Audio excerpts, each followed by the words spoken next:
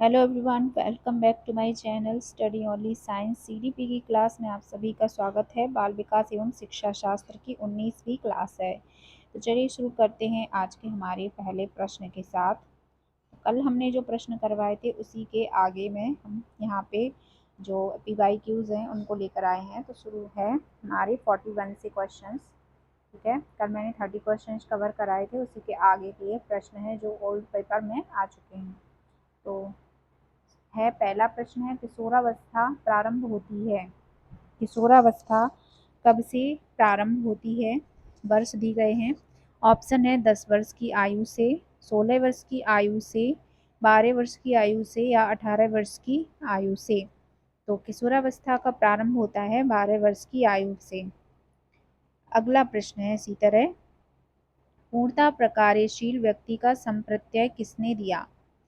तो ऑप्शन में है Carl Rogers, Freud, Francis Galton या इवान पावलोव। तो पूर्णतः प्रकार्यशील व्यक्ति का संप्रत्यय किसने दिया था? तो यहाँ पे कार्ल रोजर्स ने। ऑप्शन ए सही हो जाएगा।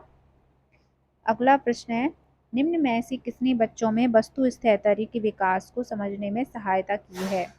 ऑप्शन है पियाजे, फेंस्टिंगर, एरिक्सन या बेलाक। तो यहाँ पे ऑप्शन नंबर हमारा ए सही हो जाएगा, पियाजे ने। अगला प्रश्न है, सूर्य बच्चे के साथ साथ चलता है, उसके मुड़ने का अनुकरण करता है और बच्चे की बात सुनता है। यह कथन बालक की किस लक्षण की ओर इंगित करता है? ऑप्शन है पराहम केंद्रियता या सजीव चिंतन या वस्तु स्थैर्य। तो ये इंगित करता है सजीव चिंतन की ओर।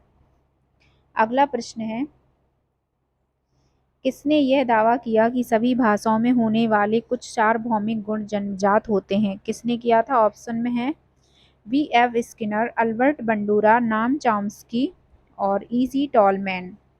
तो ये दावा करने वाले का नाम है सी ऑप्शन, नाम चॉम्स्की।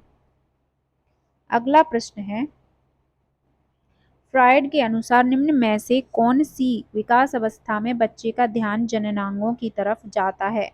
ऑप्शन है मुखीय, गुदीय, लैंगिक या प्रसुप्ति। तो यहाँ पे ऑप्शन सी सही हो जाएगा, लैंगिक। अगला प्रश्न है, निम्न में से कौन सा बच्चों हेतु वेसलर बुद्धि मापनी की एक निष्पादन मापनी है? ऑप्शन है अंकगणितीय, सदस्यता समानता, शाब्दिक तर्क, चित्र पूर्ति। तो यहाँ पे ऑप्शन डी सही हो जाएगा, चित्र पूर्ति। अगला प्रश्न है, बाल मनोविज्ञान का डैश सिद्धांत प्रारंभ के 4-5 वर्षों के अनुभवों पर आधारित होता है।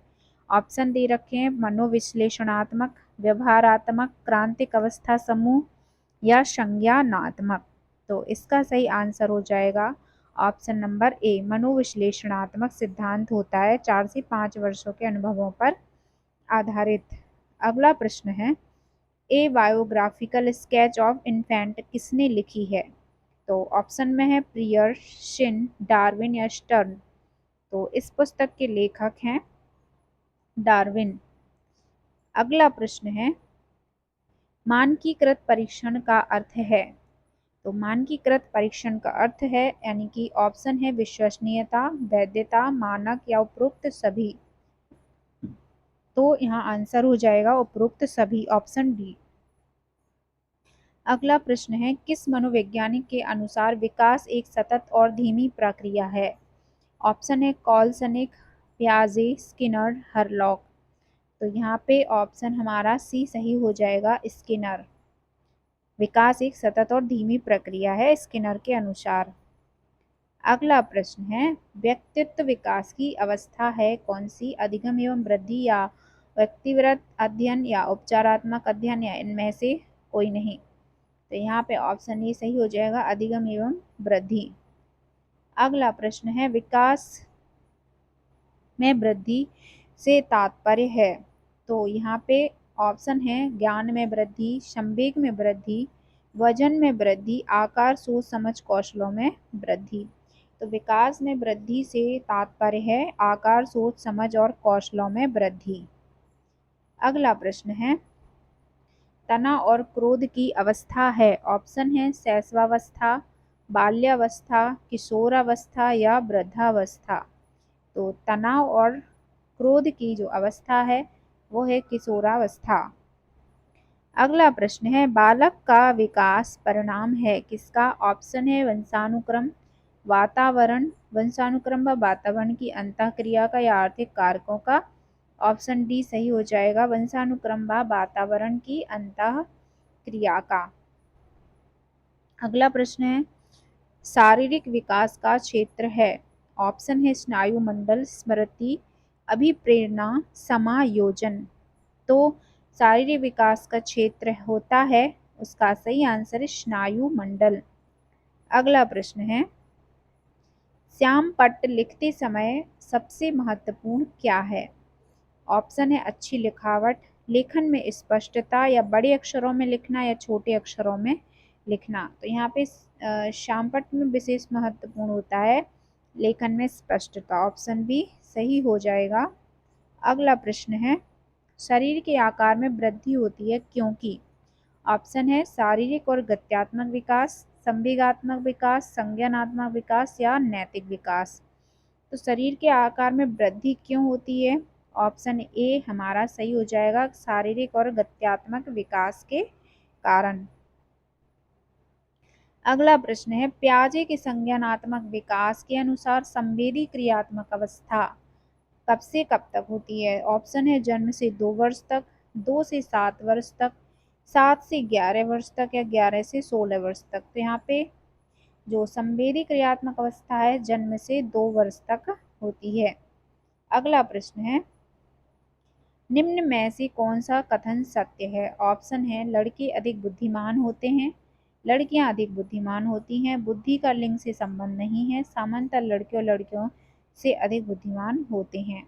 तो यहाँ पे ऑप्शन सी सही हो जाएगा, बुद्धि का लेना देना लिंग से बिल्कुल भी नहीं है। अगला प्रश्न है, परामर्श का उद्देश्य है। ऑप्शन है बच्चों का समझना, बच्चों की कमियों के कारण पता करना, बच्चे के समायोजन में सहायता करना या उपरोक्त सभी। तो परामर्श का उद्देश्य होता है उनमें से उपरोक्त सभी। अगला प्रश्न है,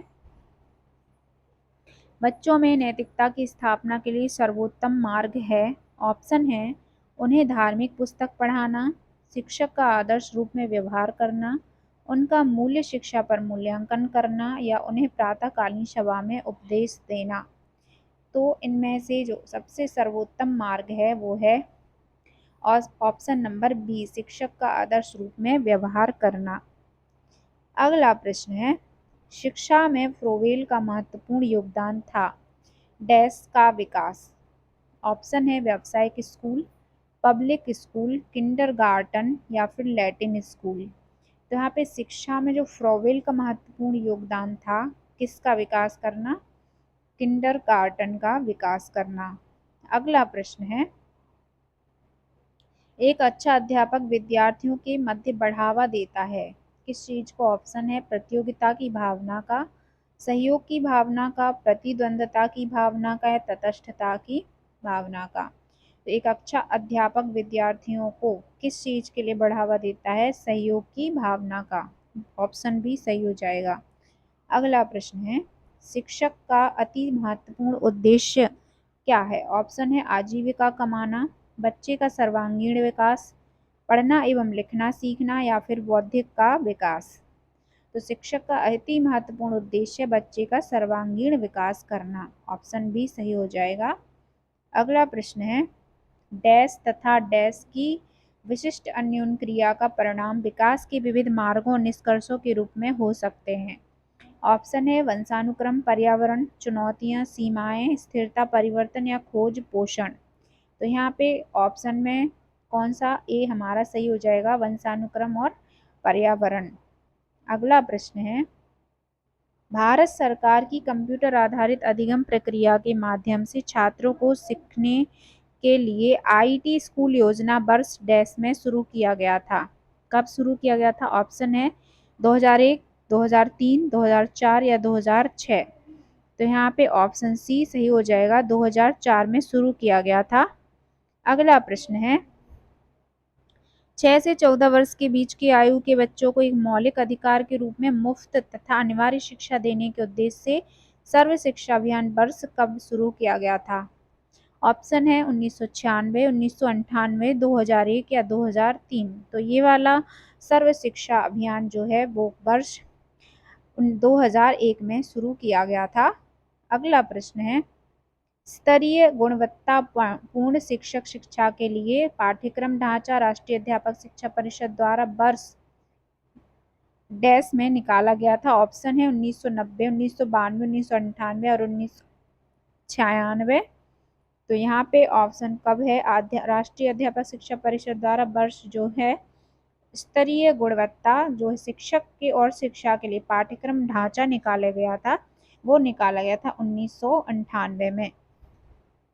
ऑप्शन सी सही हो जाएगा।